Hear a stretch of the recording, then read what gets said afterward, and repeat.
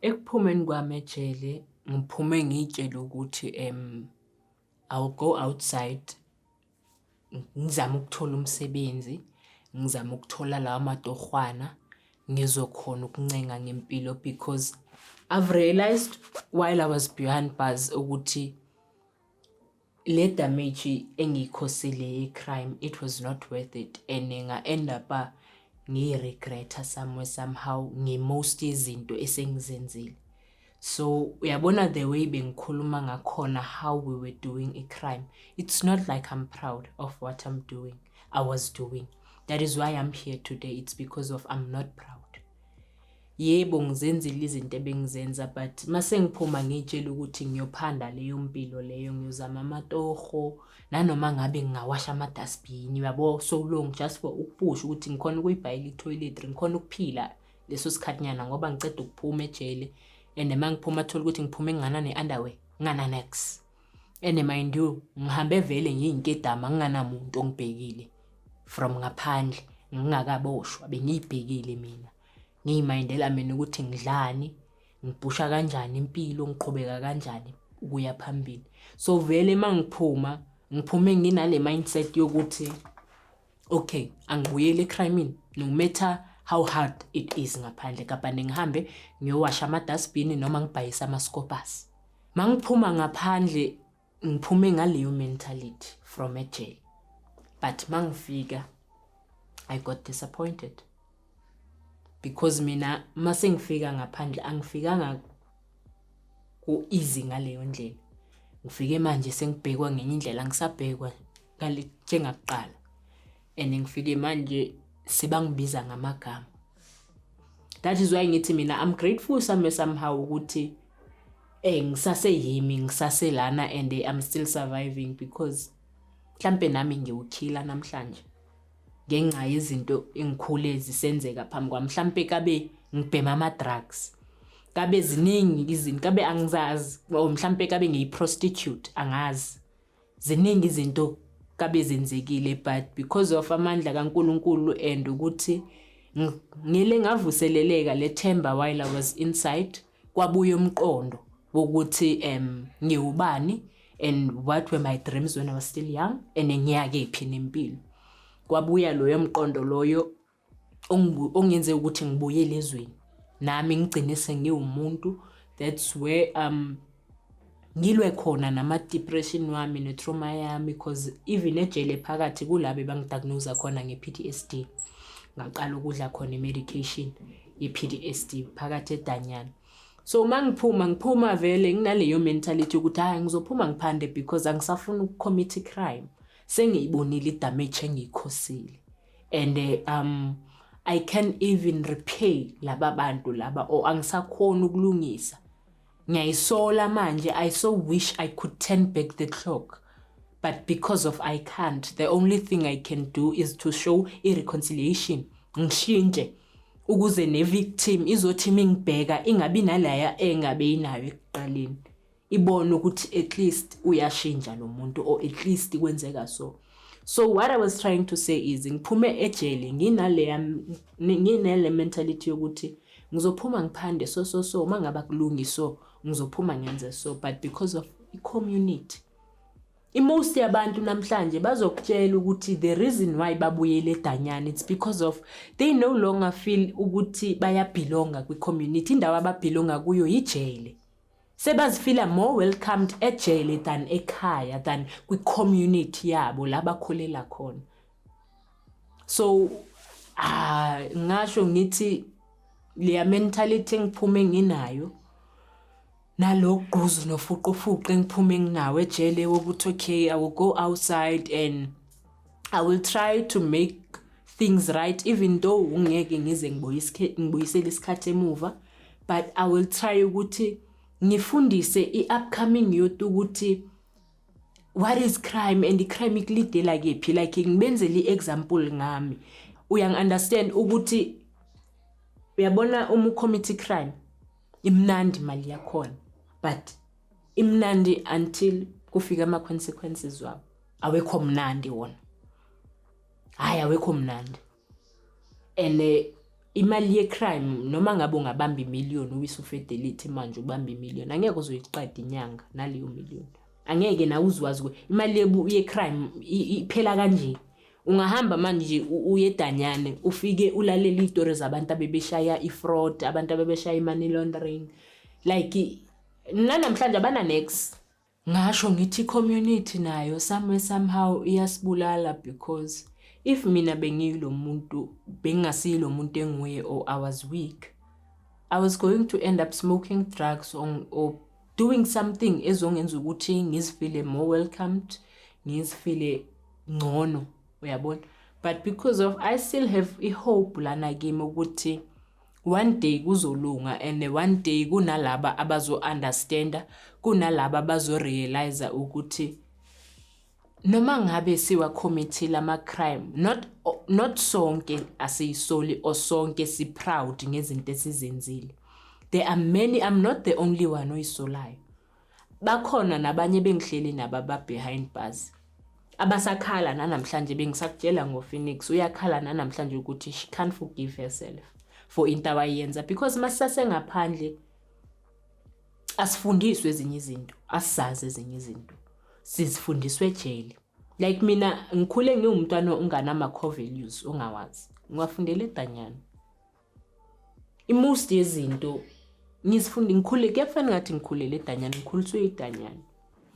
And ngibonga ukuthi basinikeza ama-opportunity okwenza lama group aboma enga in, enga out, i-behavior what, enga management, ama-restorative justice, lana ku-restore khona izinto. Like ngibonga nje lawo ma-program, because uma ngabe bewangekhona, I don't think gabe ngihleli lana manje I'm having this conversation with you. It was going to be a waste of time for me. Gabe ngenza imali manje ngisemissionini, but because of ngiyayisola, ngiyasenza engasenza, ene ayikho enye indlela engalungisa ngayo. Angeke namhlanje ngibuyise imoto zabantu, anginganemali kumanje.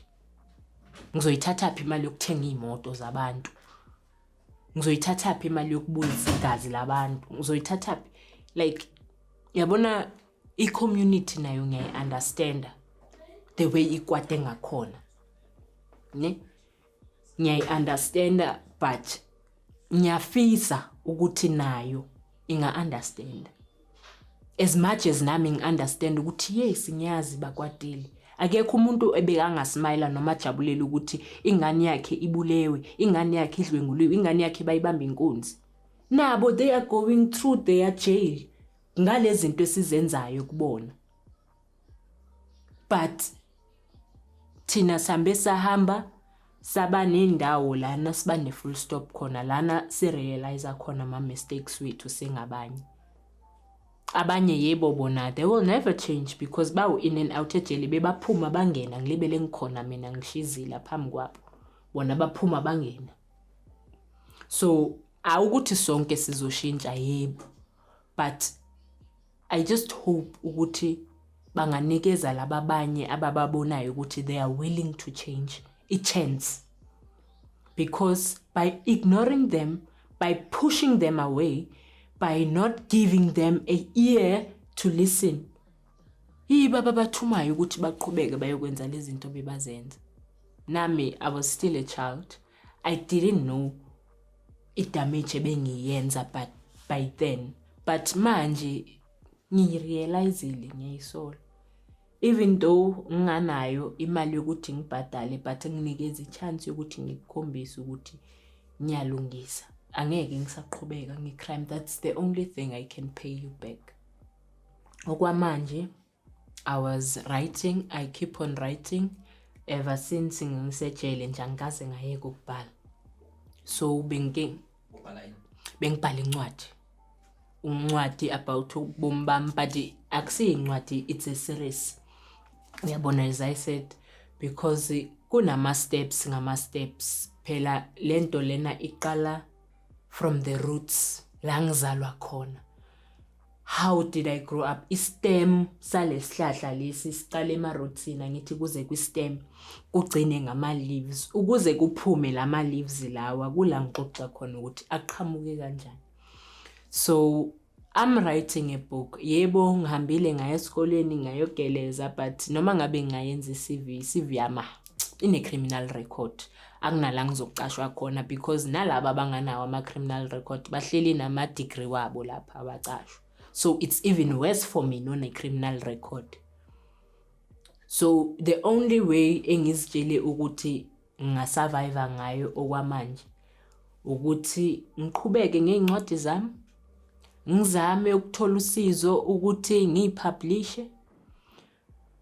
Kumanje ngiyazama ukudayisa lawo ama-perfume nyana ama-60 rand so that ngizozithengela i-toiletry. Ngizobona ukuthi ngidlani, ngizobona ukuthi ngicokani. Like ngiyapatanisa ukuthi ngibheke into eyi-1. Makuvela leyo opportunity, I'm trying to grab it with both hands because angina choice. Nanoma ngabe bengingafuni ukubhayisa ama-scopas, but wafika umuntu wathi na ama-scopas amboyibhayisela, ngizowabhayisa, angina choice. Because I'm avoiding ukubuyela ebugebengweni. Even though i-community, my loved ones, family and friends are pushing me to go back with crime. Even nasendlini akukho mnandi. Umuntu makadakiwe noma 10 avukwe into zakhe lapho uyakuthuka. Wena umenzanga next. Usizo engilidingayo ukuthi ngizenze lezi zinto is someone who will push, not someone actually, ngizosho ngithi ngidinga i-bonds. Because I could never do anything without his bonds. Okokuqala lento bengifuna ukuyenza, it's like a show. I'm trying to bring izwi labantu aba behind bars kwi community because ayenzeki leyo nto. Sibaningi sibuye ejele, singaphandle,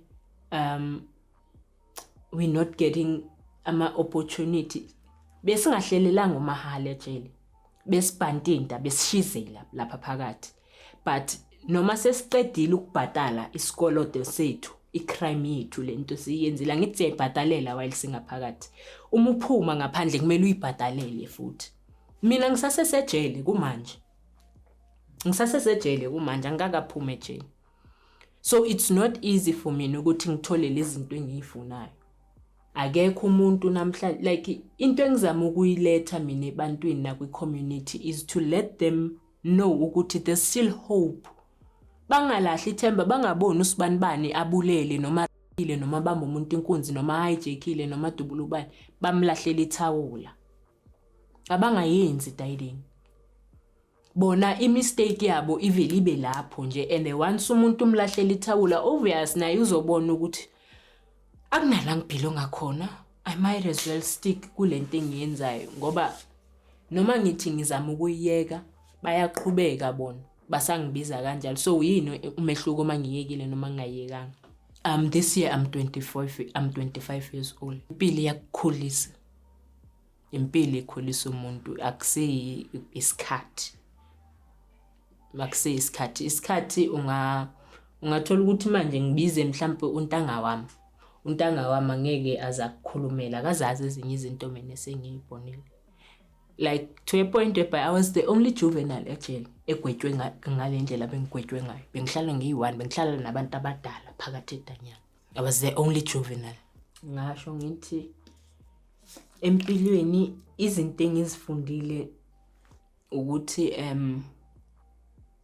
if only you can stick kuma core values, as I said, you will never go wrong. Ama core values engikhuluma ngawo, it's respect, honesty, integrity, ne trust. Uma uhlonipha, respect, you will never go wrong. Because mind you, if I had irrespect by that time, bengeke ngize ngiyocommit crime. I was going to respect umuntu wale moto. I was going to respect imoto ngoba kusiyami yomuntu. If I had irrespect, I don't think I was going to do that. If I was honest or I was a woman of integrity, kabe azange ienga ingilide to a point whereby ngizogcina sengikhiphela ebantwini abarong kunokuthi ngikhiphela kulomuntu owayikhosa. lo muntu lo owangibuilda ukuthi ngibe yisilwane lesengagcina ngiyiso azange achaphazeleke yena, kwachaphazeleka abanye abantu. If bekunomuntu engimthembayo kabe ngahamba ngayokhalela kuye ukuthi ngilambile, anginama pets, anginayo into so anginansipho yokugeza, angina-toilet, anginama-underwear, bengizoyokhala because of bengingathembi muntu, ngakhetha ukuyoyiphandela without knowing ukuthi every action has consequences. Le ndlela engizophanda ngayo izongibuyela ingibuyele ngenye into. Angikaze ngiyicabanga, ngiyibona seyiphambi kwami ukuthi wow. And which means ezinye izinto mina zange bangifundise zona. Njengoba ngisho mina eKasi bengiyisikhokho, njengoba bengidayisa ama-drugs, bengithandwa kabi. Akekho umuntu bekafika kimi athi Mponeng, no, this is wrong. Mponeng, you will get arrested. Mponeng, this, Mponeng, that. No one. Mponeng, khandiphi imali? Yo, semhle. Yo, hayi ke ndabathanda yapha abanemali, like bayakubasela, ingathi bayakupusha eKasi. Uma usucommit ama-crime scene bese umuboshwa uphinde ubuye kwabona manje laba bebakupusha yibo laba sebakuhleka sebakuwisa. I'm hoping ukuthi I could change impilo zabantu, noma ngabe it's gonna be 2 people out of 100 or 1,000 people, as long as there will be something that I did ngempilo yami for ushintsho. Angifuni ukuhlala lana ngihlale nale knowledge nyana enginayo ngingayise ebantwini kanti ngibulala abantu. Maybe kunamuntu noma abantu engingabasindisa ngokukhuluma kwami kanje ukuthi bafethu, no matter how you struggling at home, no matter ulala ungadlile, no matter what challenge obhekene nayo ekhaya, there are many ways to kill a cat.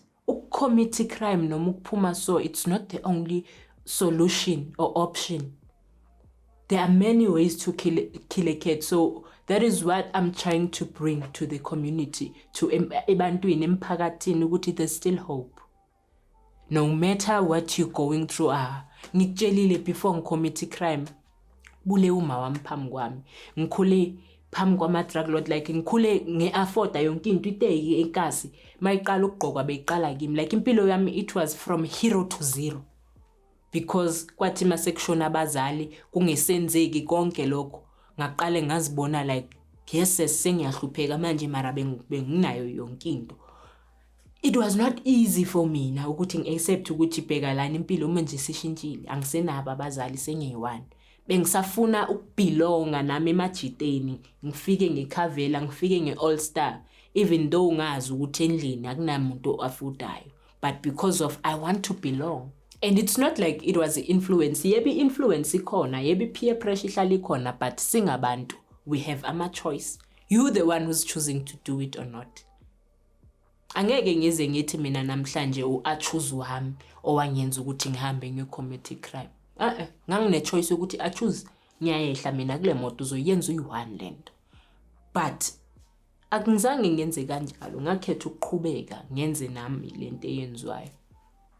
So namhlanje ngilana ngoba ngizame ukubonisa abantu ukuthi ngenxa yokuthi wena unganabazali ulahla ithemba, uzitshela ukuthi impilo iphelile. Ngenxa yokuthi ulala ungadlanga uzitshela ukuthi impilo iphelile. Ziningi izinto ezenzakalayo emakhaya ezisipushela to ukuthi sibe yigebengu o labantu esiyibo. Umuntu angeke azavela bayisigebengu noba bengumbulali. There's always a reason behind a story. So the reason why ngilana namhlanje, it's because of ngizama ukubuyisa lelo themba ebantwini bakwethu ukuthi no matter what is happening ngilana kuSoman, there's hope. And then akulaba angithi manje alayitwana ezincane zaseKasi ziphaphela ibhamu, ziphaphela impilo, ziphaphela ije, azilazi jeli. It's worse email ziyabuya, nasefemale ziyabuya, but it's worse email. So ngilana namhlanje I'm trying to talk to them ukuthi bhekani bafethu ningacabanga ukuthi niyayazi impilo. Izonibuyela blind. Nalaba baphakathi manje bayayisola. Abo clever laba beni bababaza ngaphandle uthi hey usibanibani ibhoza akusiya amabhoza lapha kuphela ubuclever kuphela ububhoza akuna clever lapha i-general yayo i-general yayo ukuthi wena enxa ukuthi uyi-general akunamuntu okuphethe na uphethwe la uphethwe khona uyabona impilo nje yobugebengu nempilo lezi thina sicabanga ukuthi soft life masiyibiza thina masihamba ngeimoto zabantu sidla imali ezingekho semthethweni sicabanga ukuthi impilo that's not life akwakaphili futhi kusamele uyoqala phansi and uma ngabe usaphila leyo mpilo njengamanje as we talk kumele uwazi ukuthi you stuck in life impilo yakho ayiqhubeki usamile wena empilweni usacabanga ukuthi uclever wena usathathela abantu izinto zabo hayi usamisa impilo yakho kanjalo ayikaqhubeki that's what I'm trying to bring it's only hope emphakathini it's just a hope all I'm trying to raise is there's still hope no matter what is happening there's still hope ithemba lona likhona I'm not the only one there are many of them abaphumile engathi bashintshile impilo zabo thola umuntu beka umbulali but manje sekasindisiwe usesontweni thola ukuthi umuntu beka like baningi but abanye bona abakhona ukushintsha noma abakhoni ukuyithola opportunity njalo because of umphakathi lo ongafuna ukusinikeza ichance because of our loved ones laba esibatha nabo ingube yodwa esilala nabo yibo laba babuye basibulale basifake emajele bona self but nabo angibablame because nathi masenza lezi zinto esizenzayo ze crime suke sibafake emajele kwabona sibafake emajele kwayibona because sithi thina mas commit crime siboshwa sisejele sicabanga ukuthi bona bakhululekile ba right ngaphandle kanti bayathukwa ngenxa yethu omunye yena ufuna ukuyiphiniselela kusisi wami ngenxa yami usisi wami akenzanga next ngaleso sikhathi but ngenxa yokuthi umntana kubo wenze so bazothola yena uyabona ukuthi nawo ama families wethu ne community isejele ngenxa yethu but nathi sisejele ngenxa yabo so the only thing you have to do is to ukuthi sisebenzisane yabona definitely sure masingasebenzisana something can come up masingasebenzisana bengihlala kanje eDanyane ngibabuke bangena baphuma phambi kwami umbuzo umuntu amfethu uphume manje ubuyeleni ada kuyafana ngizohlalelani lapha endlini kungcono nala kunalapha I'm feeling more loved and appreciated la eDanyana kunaphandle because eDanyana sifike sizakhela imindeni umuntu abe ubaba kube nomama kube nogogo family kube nomntwana sifike sizakhela ama families ejele because mind you there are lifers abantu abangasanathemba ukuthi bazoze baphumele ngaphandle so kumele nje bavele bakhohlwe ingaphandle siconcentrate kule mpilo esiphila la phakathi if you can go behind bars they all heartbroken they are broken they are hurting and mind you hurts whenever I'm hurting it's easy for me to hurt someone else because I'm also hurting but whenever I'm not hurting I'm happy it's easy for me to make someone else happy ngiya understand ukuthi impilo ayikho lula iyapushwa iyancengwa and ayikho into eza on a silver platter kumele into uzuyisebenzele mana ayikho into ezovela ifike nje I do understand that ukuthi ngisazohuzuka abaningi abangakhommithanga ama crime but bahuzukele impumelelo iyahuzukelwa ayikho lula